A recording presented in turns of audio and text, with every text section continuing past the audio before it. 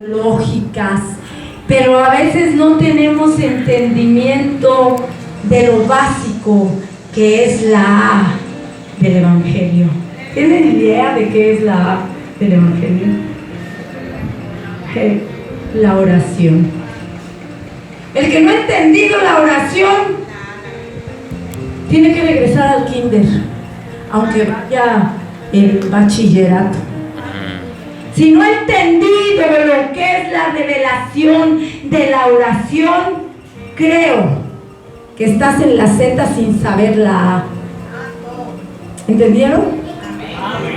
Soy Mercedes Carmona, soy ciudadana del cielo y en esta tierra Dios me ha regalado 3 ciudadanías.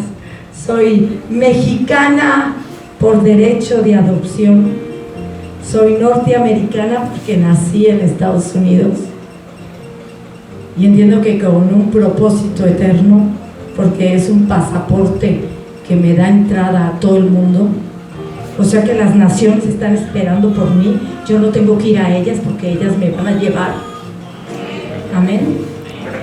Y soy dominicana porque Dios me hizo amar esta tierra y decidí ser dominicana. Amén.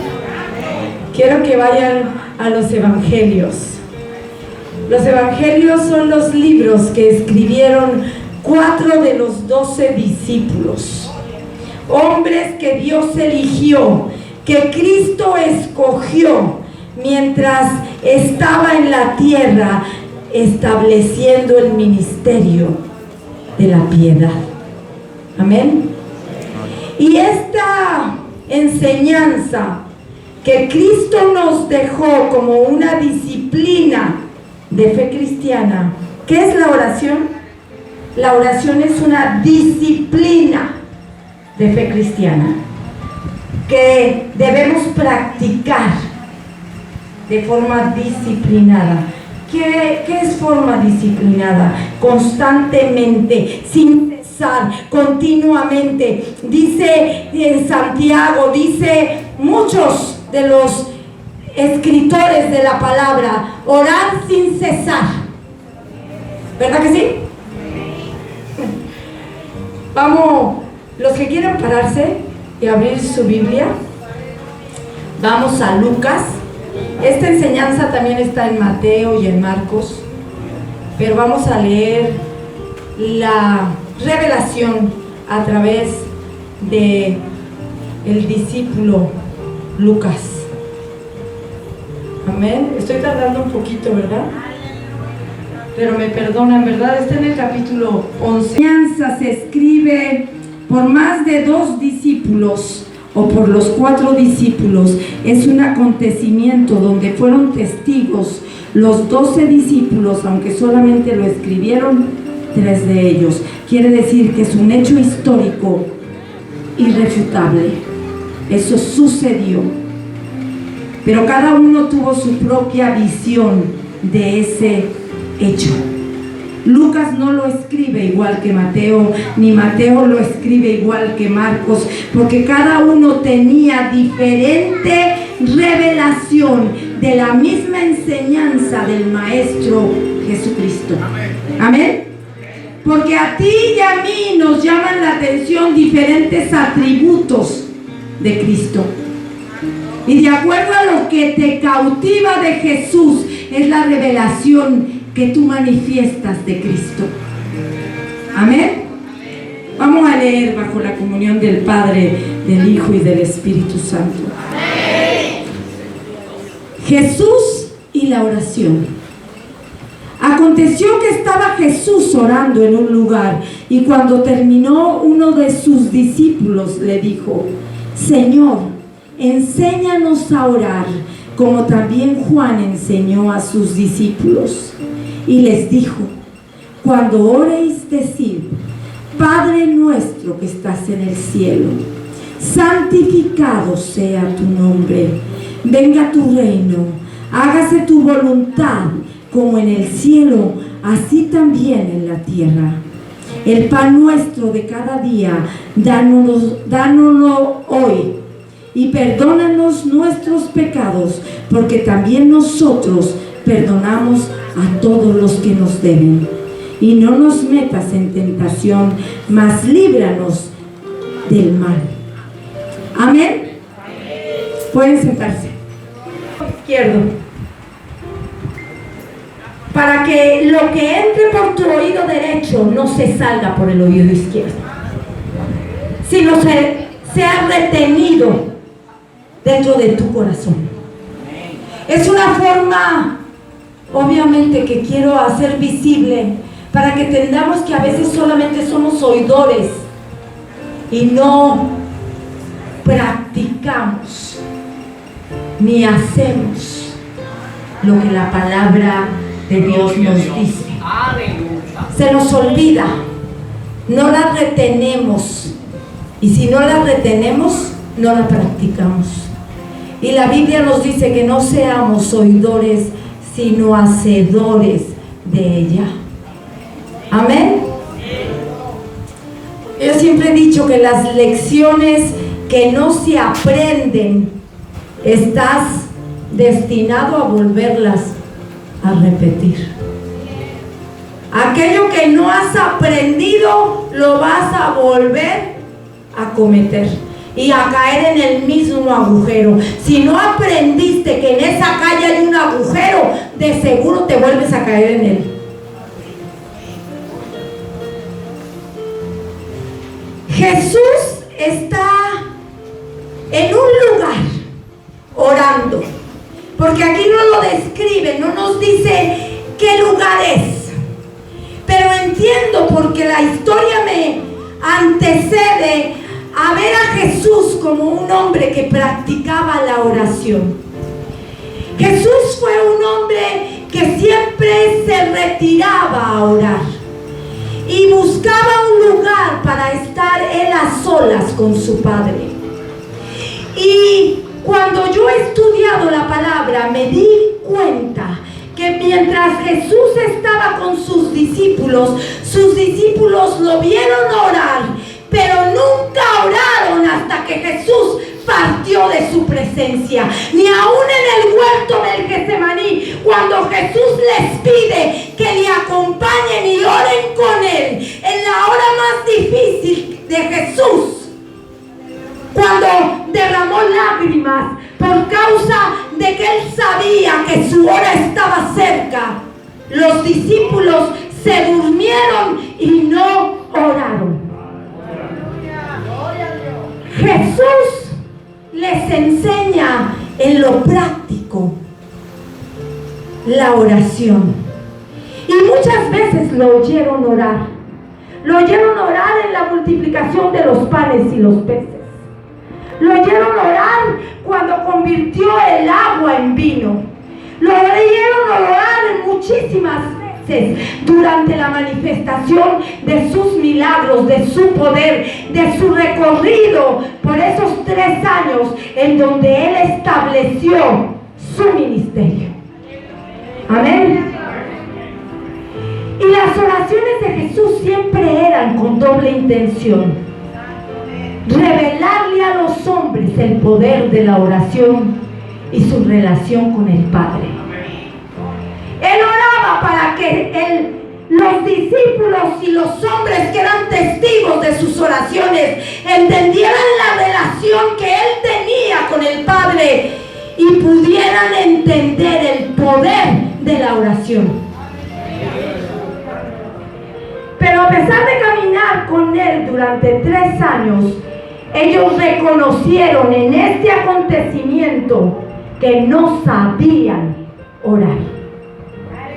Ya tenían años con él, lo habían visto orar, lo habían visto hacer milagros a través de la oración, habían visto grandes cosas, maravillas, prodigios, pero nunca se habían puesto a orar con él. Oh, yo no sé cuántos de ustedes tienen años caminando con Jesús y pueden venir y reconocer que no saben orar y decirle: Maestro, enséñanos a orar. Porque al reconocer que no sabes orar, tienes que entender que solamente hay uno que nos puede enseñar a orar. Y el que nos enseña a orar es Jesucristo. Amén. Y Jesús les dice, fíjate qué tremendo. Ellos tenían un ejemplo anterior a Jesús, que era Juan el Bautista. Y sabían que Juan el Bautista había dejado un legado sobre sus discípulos. Ellos entendieron que Juan también tuvo discípulos y que la vida de Juan marcó a esos que siguieron a Juan. Y como ellos eran seguidores de Jesús, le dijeron: enséñanos como Juan enseñó a sus discípulos. ¡Wow! ¿Tú eres discípulo de Jesús? Porque esto es para los discípulos. Y los discípulos son aquellos que han sido disciplinados en la conducta de Cristo Jesús, que su ejemplo es Cristo. Y Jesús les dice: cuando oren, oren así: Padre nuestro. Yo te voy a revelar principios eternos que el Espíritu Santo tiene que confirmar en tu vida. Porque orar con revelación es diferente a orar por repetición. Porque el que repite, reza. Pero el que ora, entiende qué hay dentro de su corazón. ¿Quién es para el Padre y qué es el Padre para él? Y el primer principio se llama identidad. Lo primero que tiene que saber el que ora a Dios es que Dios es su Padre y que tú eres su Hijo. Y el que viene a la presencia de Dios a orar delante del Padre tiene que tener un corazón de hijo. Y muchos no han desarrollado corazón de hijos. No han dejado el corazón de esclavos. No han dejado la identidad de paganos, de mundanos. No tienen corazón de hijos. Y el primer principio es saber que yo soy su hija y él es mi padre. Y en una relación de hijo y padre hay cualidades que me identifican como hija. Amén. El hijo y el padre se aman. El hijo y el padre no dudan. El hijo jamás duda de recibir lo que pide a un padre. Si tú cuando oras crees que no eres digno, crees que el padre no te lo va a dar, no tienes corazón de hijo. Aleluya.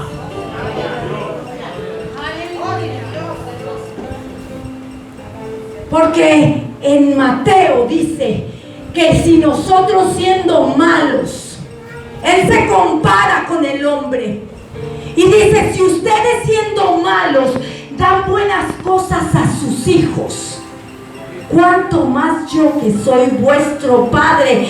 O sea que si tú le pides a Dios un pan, no solamente te va a dar un pan, te va a dar una torta. Si tú le pides a Dios una bicicleta, te va a dar un carro. Si tú le pides una choza, te va a dar una casa. Porque Dios no se queda corto. Dios no es escaso.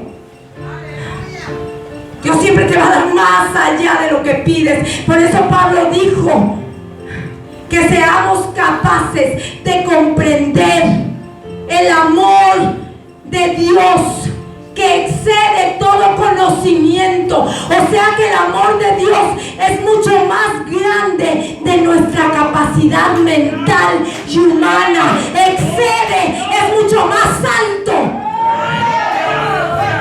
Y ese amor tiene que ser revelado, experimentado, para que tú tengas una relación de confianza. Y el hijo que confía no duda. Gloria a Dios. Entonces la primera revelación es que Dios es mi Padre, porque antes de Jesucristo nadie llamó a Dios Padre.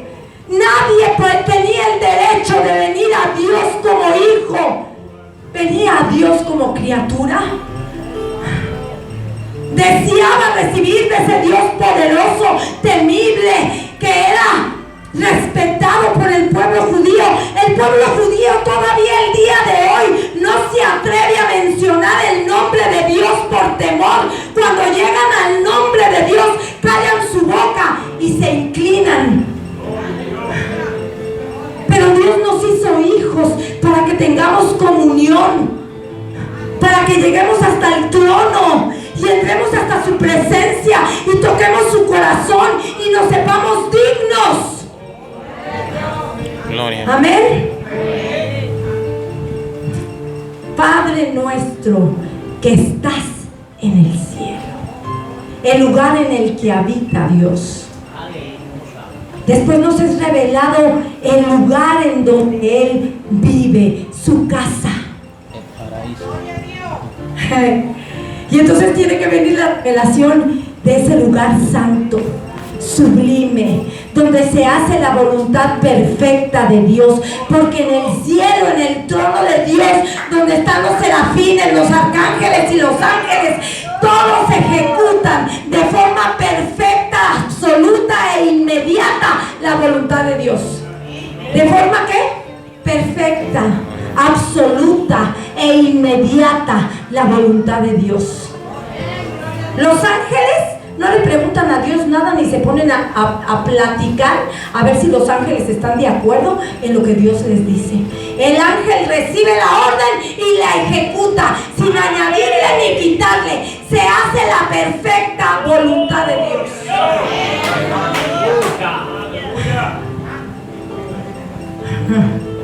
Como se hace en el cielo. Y después viene otro principio. La naturaleza de Dios. Tiene que ser revelada la naturaleza y los atributos de Dios para que puedas santificarlo, adorarlo, para que puedas exaltarlo, reconocerlo. Nadie tiene derecho a entrar al trono de Dios sin primero reconocer su grandeza, sus atributos, su naturaleza y estar adorándole y adorándole. Tú puedes pasar hasta una hora adorándole.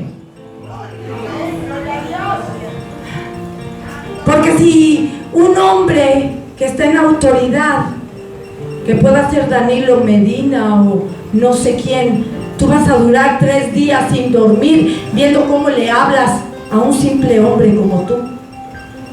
Y para pedirle un favor, primero vas a buscar adularlo, elogiarlo, reconocerlo y hasta decir mentiras de él para que te haga un favor. ¿Cuánto más es digno Dios de que primero lo glorifiques, lo exaltes, lo adores? Otros entran hasta dándole órdenes a Dios. Estamos llenos de contaminación y de malas enseñanzas. Decreto en el nombre de Jesús. ¿Quién eres tú para decretar? Dios nunca me ha dicho a mí que yo puedo decretar. Todo decreto ya fue escrito en el cielo y el único que decreta es el Rey del universo. Yo tengo la autorización de atar y desatar nada más. En el decreto hay soberbia, en el decreto hay una revelación del diablo, porque él es el único soberbio. Y la iglesia está llena de decretos porque sienten bonito gritarle al diablo. Pero el diablo dice, ¿tú decretas? Yo te voy a Dios hay que pedirle con humildad. Dice, humillaos pues bajo la poderosa mano de Dios. ¿Cómo pretendemos gritarle a Dios y ordenarle a Dios? Primero escucha lo que Dios quiere de ti y después pídele, suplícale, humíllate, rasga tu corazón. ¿Dónde están aquellos que oraban como Elías?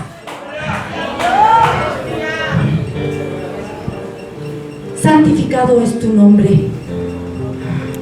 El cuarto principio es: venga a nosotros tu reino. Tu Tú y yo necesitamos que el reino de los cielos venga a nosotros. Que venga el reino de Jesucristo aquí al reino de la reina de Inglaterra. Quita el reino de la reina de Inglaterra y pon tu reino, Jesús. Un reino es un lugar donde hay súbditos y un rey. Y en este reino nada más hay un solo rey, llamado Jesucristo. Amén. Y Él tiene que establecer su reino. Y para establecer su reino con eficacia, el que solicita el reino tiene que pertenecer al reino, tiene que conocer el reino y tiene que ser portador de la autoridad de ese reino. No cualquiera puede pedir el reino. Para pedir el reino de los cielos yo tengo que pertenecer a ese reino. Quiere decir que solamente califican los miembros del reino de Jesucristo, los hijos de Dios. Por eso dice Santiago 7, la oración eficaz del justo puede mucho, porque tiene que ser de un justificado por la sangre de Jesús. La oración de un incrédulo ni siquiera es oración, es rezo. Él mismo le preguntas, ¿tú oras? No, yo rezo. Él sabe que él no sabe orar, sabe rezar. Y Dios escucha los rezos, pero de diferente manera. ¿Entendieron eso? Y después de que ha venido su reino, tenemos que pedir algo poderosísimo. Hágase en mí tu voluntad, como se hace en el cielo. Estos son principios eternos, inviolables, así como hay leyes naturales y físicas, que porque son leyes naturales y físicas suceden. Estas son leyes espirituales reveladas a un, porque si no te son reveladas, no va a suceder nada. Aunque tú ores, que impresionas a todo el templo y parece que el templo se cae y dices, wow, ¿cómo ora esa mujer? Si no tiene el Espíritu Santo, no pasa nada.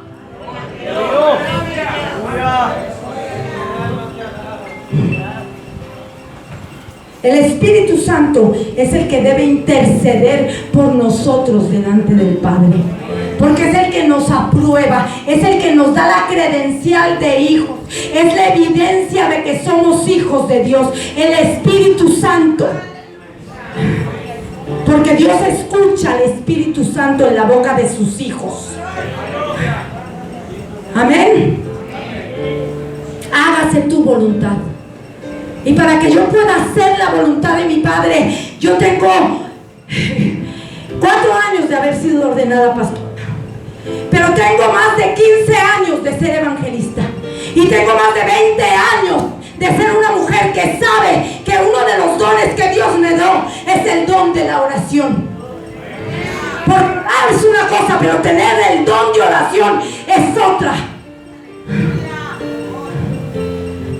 Y entendí que la oración más poderosa es la que permites que sea a través del Espíritu Santo, con gemidos indecibles, con el don de lenguas que te hace orar en la perfecta voluntad de Dios.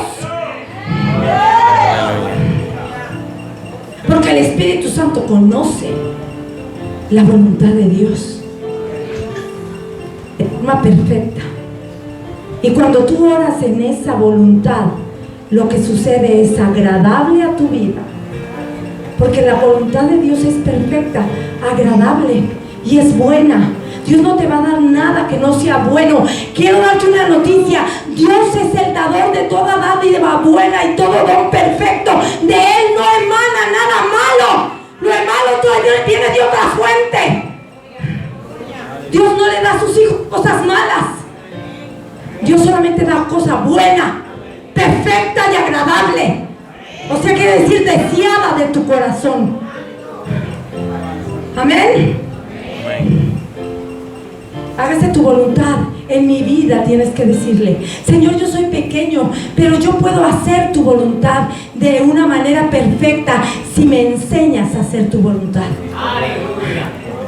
Porque con Samuel, él habló cara a cara Y el sacerdote Elí era mayor y tenía más conocimiento, y sin embargo no habló con el sacerdote, habló con un niño llamado Samuel que dormía en el templo. Amén. Hágase tu voluntad, así como se hace en el cielo. Me llama la atención que pone un ejemplo de qué clase de voluntad es la que Dios quiere hacer en tu vida. Quiere hacer la voluntad como se hace en el cielo. Porque los hombres tenemos el privilegio de tener un regalo de Dios en donde manifiesta su confianza en nosotros. Porque el libre albedrío no es otra cosa más que Dios te está diciendo: yo confío en ti. Te he dado libertad de decidir porque confío en ti. Y quiere comprobar que eres digno de su confianza, que no lo vas a decepcionar, que vas a decidir lo que Él ha querido para ti. Dios bendito. Yo creo que me quedo en pausa porque estoy pidiéndole a Dios que me diga cómo hablarle a sus hijos. El pan nuestro de cada día. ¿De qué? De cada día.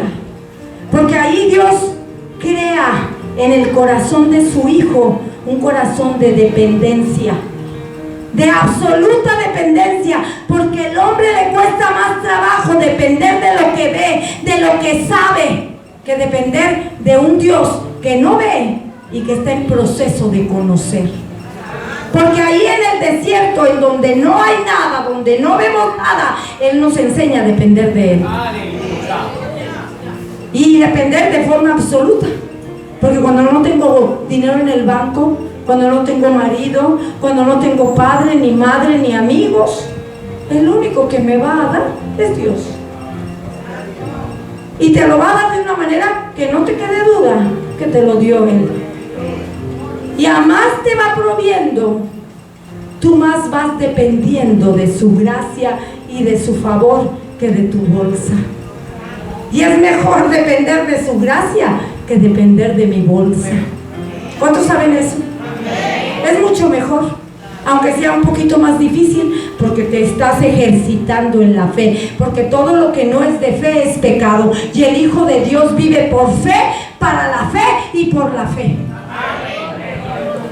Amén. Y no niego que puede darme mucho, pero si yo teniendo mucho empiezo a depender de lo que veo, ya estoy a punto de perecer. El Hijo de Dios tiene que ser como David, que siendo rey siempre dependió de Dios. David es un ejemplo de dependencia en Dios. Cuando no tenía nada, dependía de Él. Y cuando lo tenía todo, seguía dependiendo de Él. Y es más fácil olvidar a Dios con todo que sin nada. Porque sin nada, lo único que tienes es a Él, no lo vas a olvidar. Pero cuando Él te lo dé todo, vamos a ver si sigue diciendo: tú eres mi todo. Gloria a su nombre. Yo le pido más: dámelo todo para demostrarte que no voy a amar más las cosas del mundo que a ti. Porque muchos, cuando les da todo, se olvidaron del Dios del todo. Amén. Él es nuestro Shaddai. Él es nuestro todo, el que lo llena todo, el que lo sacia todo, el que lo conoce todo. Él tiene que crear una relación de dependencia para que vengas a pedirle tu necesidad cada día, aunque la tengas suplida, aunque tengas dinero en el banco. No salgas a la calle sin pedirle el pan de tu hoy. Cada día. Amén. Y luego, ¿qué más dice? Danos el pan nuestro de cada día. Perdona nuestras ofensas, como nosotros perdonamos a los que nos ofenden. Y la forma en que los perdonamos creo que no es muy buena. Si yo me diera permiso, Dios, de calificarme a mí misma y a ustedes, diría: Señor, el hombre no sabe perdonar. El hombre solamente perdona a quien quiere y como le conviene. Él no perdona aquel que ya le hizo lo mismo más de 10 veces. Ay, no, señores, ella se está burlando de mí, me lo hace a cada rato y hace lo mismo. Y Dios te dice, perdona a tu hermano 70 veces 7 cada día. Porque ni siquiera te está diciendo 70 veces 7 toda su vida. No, cada día, 70 veces 7. ¿Alguien te ofende más de 70 veces 7? Quiere decir, no hay medida en el perdón. Con eso te está diciendo Dios, quita la medida. No le midas, ni le cuentes las faltas a tu hermano. Y cuando lo has perdonado es como que le borraste la libreta y empezó de cero. Pero yo he visto que la memoria del hombre es histórica. Cuando tú ves pelear a una mujer con su marido, le saca lo que le hizo desde el día que se casó. Y ya tiene 30 años de casado y tiene una lista que no termina en 5 días. Y ya la perdonó. Y yo digo, pues ¿cómo la perdonó si no se ha olvidado ni una de las cosas que le hizo? Porque el perdón trae borrón y cuenta nueva, ¿verdad que sí? Es como que Dios borró nuestros pecados. Él nos perdonó de tal manera que cuando el diablo viene a decirme, tú eras esto y esto y esto, yo le digo, yo no era esa. Y si lo era, ya ni me acuerdo, porque yo soy otra. Esa que ya no existe. Aleluya. Amén. Porque Dios no se acuerda cuando tú le dices, Señor, yo era. Ay, yo no me acuerdo que tú eras. Yo nomás sé que tú eres mi hijo. Punto. Gloria a Dios. Y necesitamos aprender a perdonar. El perdón es el amor que no se ha cansado de amar. El que se cansa de perdonar es que dejó de amar al que le ofende. Porque es el amor el que nos capacita a perdonar. Porque el amor cubre multitud de faltas. Cuando yo puedo perdonar es que es más grande mi amor que sus pecados contra mí. Su ofensa se convierte en nada porque mi amor es mucho más grande de lo que esa persona me pueda hacer. Y por eso podemos perdonarla. Y perdonarla de una manera en que a veces él no se perdona. Siempre te está pidiendo perdón por lo mismo. ¿No has conocido ese tipo de persona? Que ya lo perdonaste y te vuelve a pedir perdón. Y te vuelve a pedir perdón. Y te vuelve a pedir perdón. Y tú dices, oye, pero si yo ya te perdoné, perdónate tú. Amén. Y a veces la gente no se siente perdonada por Dios. No puede tener una relación correcta con Dios porque no se siente perdonada por Dios. Reciban el perdón de Dios, porque en la manera que reciban el perdón de Dios, ustedes le van a dar el perdón a otros. Nadie que no se sienta perdonado por Dios puede perdonar. Amén. Amén. Y perdónanos nuestras faltas, como nosotros perdonamos a los que nos ofenden. Y después viene algo muy poderoso, en el que a veces tenemos un desajuste, un desequilibrio. Y no nos dejes caer en tentación, mas líbranos del mal. Son dos cosas diferentes, que parecen iguales, pero que son diferentes. No me dejes caer en tentación, es algo que está dentro de mí.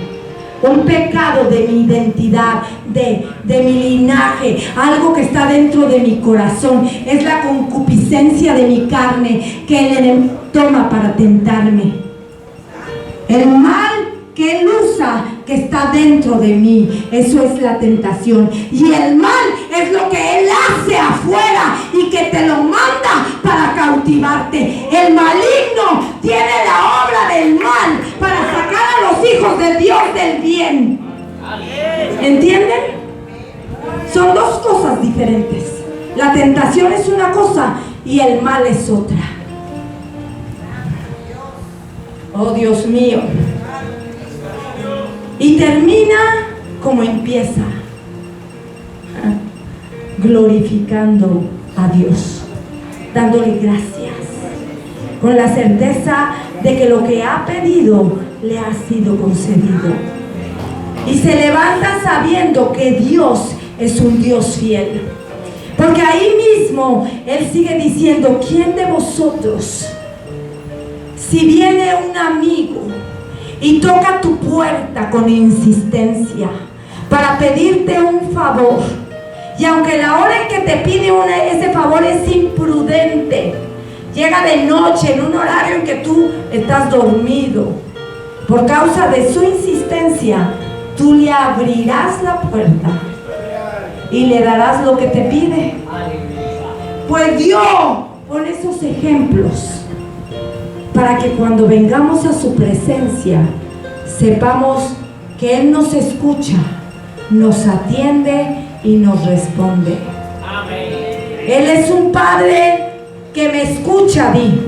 Mi Padre me escucha, me atiende y me responde. Y Él responde de acuerdo a lo que Él sabe que necesitas, porque Él sabe mejor que tú lo que necesitas. Por eso a veces te dice no, a veces te dice sí y a veces te dice espera. Porque el tiempo de tu bendición es de Dios, pero depende de ti. ¿Por qué depende de ti? Porque depende de la capacidad que Él ve en ti para cuidar lo que le pides, para que lo que le pides no te destruya, para que lo que le pides no te quite tu comunión con Él. Entonces Él decide el tiempo, pero de ti depende recibirlo, de tu madurez, de tu sabiduría, de tu relación con Dios. Y Dios, que te ama, le preocupa más tu vida y tu alma que la condición de tu situación. ¿Entienden eso?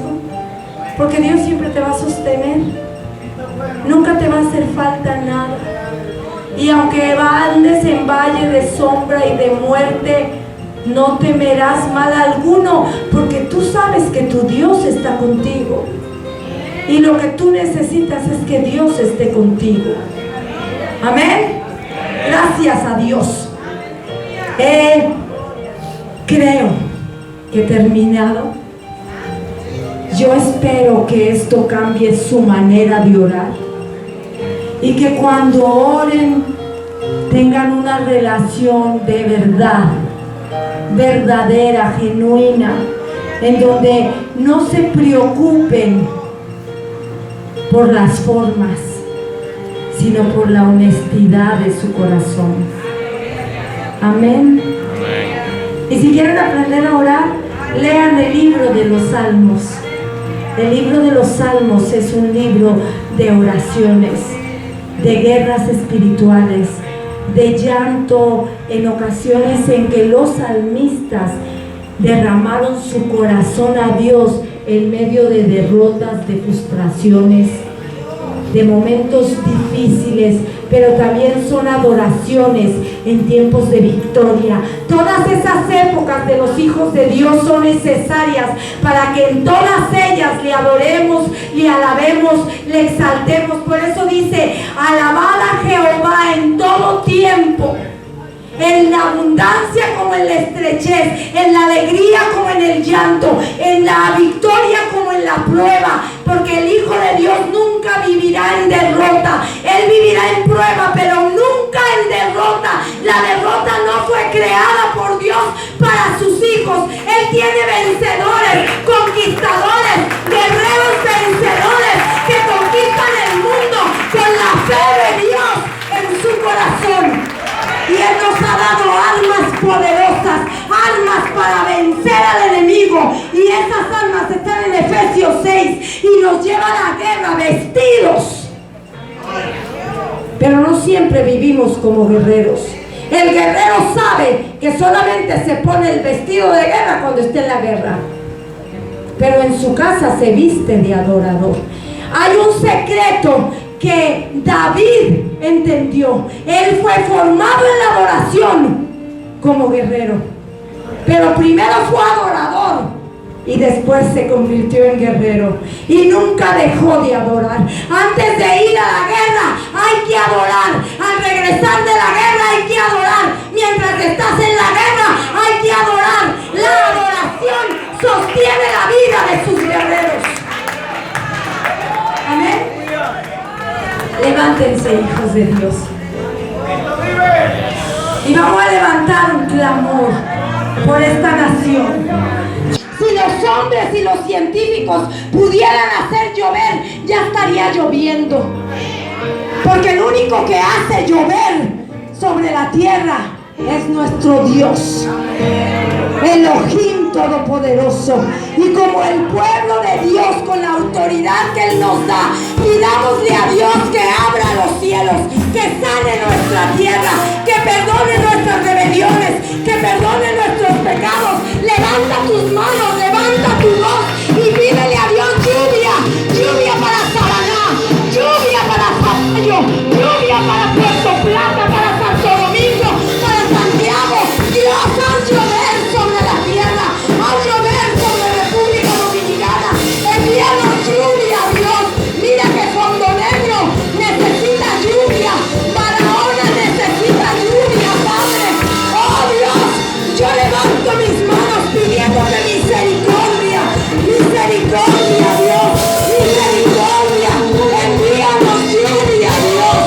Bien, Señor, la tierra con tu lluvia. Por el nombre de Jesús, como un solo pueblo, oramos, Padre, para que mojes nuestra tierra. Envía la lluvia temprana y la lluvia tardía. En el nombre de Jesús. En el nombre de Jesús.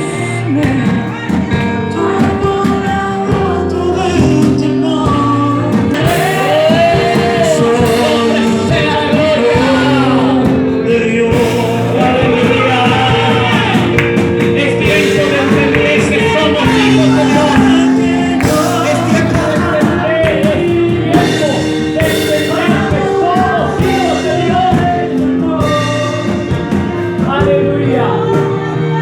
Es tiempo de que entendamos, hermanos, que la oración abre las puertas, abre las llaves, nos da los espacios.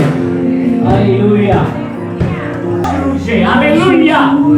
Gloria a Dios. Aprendamos a orar. Aprendamos a orar. Agradecemos al Señor, los pastores.